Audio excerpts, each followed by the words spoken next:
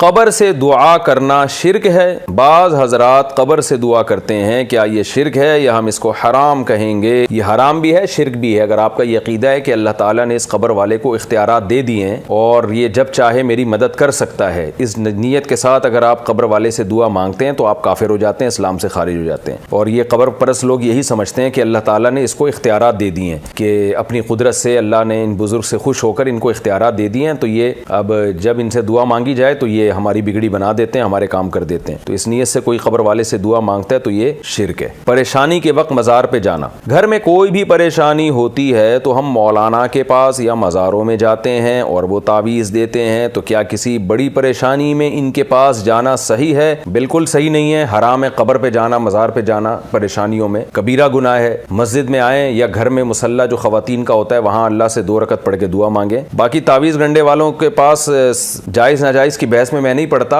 इनसे मसाइल कभी भी हल नहीं होते, ये खूब दिमाग में रखें। जो तावीज़ गंडों में जाता है ना मौलानाओं के पास परेशानी में, सारी जिंदगी फलीते पलीतों में ही लगा रहता है। उसका काम ही ये होता है, एक धागा यहाँ बांधा होगा, एक धागा यहाँ पट्टा बांधा होगा, एक यहाँ बांधा होगा, बस वो इस फलीतों में अल्लाह उसको पलीतों में डाल देते हैं सारी जिंदगी। ये फलीते का लफ्ज मेरी जबान से सही नहीं निकलता, असल लफ्ज है फतीला, धागे को बोलते हैं। तो इसको हमारे हजरत फरमाया करते थे, फतीला को हजरत ने बना दिया फलीता। जितना बिगाड़ो ना इस लफ्ज को सही है, और फिर फलीते को बना के हमने बना दिया पलीता। तो ये फजूल चीजें होती हैं। अल्लाह का वास्ता अपने आप को इन चीजों से बचाओ। कितना ही बड़ा मौलाना हो ना, लेकिन अपने आप को तावीज गंडों से दूर रखो, जिंदगी हंसी खुशी गुजरेगी आपकी। जब परेशानी हो 2 रकत पढ़ के अल्लाह से दुआ मांगो। अल्लाह का वास्ता दे के कहता हूं, रूहानी टोपी ड्रामों से अपने आप को बचाओ, चाहे कितने बड़े बुजुर्ग के खलीफे क्यों ना हो, वो बचाओ अपने आप को। अल्लाह का वास्ता, इन चीजों की कोई इंतहा नहीं है, इनसे इंसान का ईमान बर्बाद होता है। हवाई चीजों में, तवहुमात की दुनिया में आता है। मैं जायज नाजायज की बहस में नहीं पढ़ रहा। किसी का दर्द दिल होता है, वो उससे भी इंसान मुतासिर हो जाता है। हमारा दर्द दिल है, अल्लाह का वास्ता छोड़ दो ये काम। इन लोगों के पास मसाइल का हल नहीं है, मसाइल का हल अल्लाह के पास है। दुआ मांगो 2 रकत पढ़ के, बस अल्लाह से दुआ मांगो, मसला हल हो जाए ठीक है, नहीं हो जाए तो सब्र करो,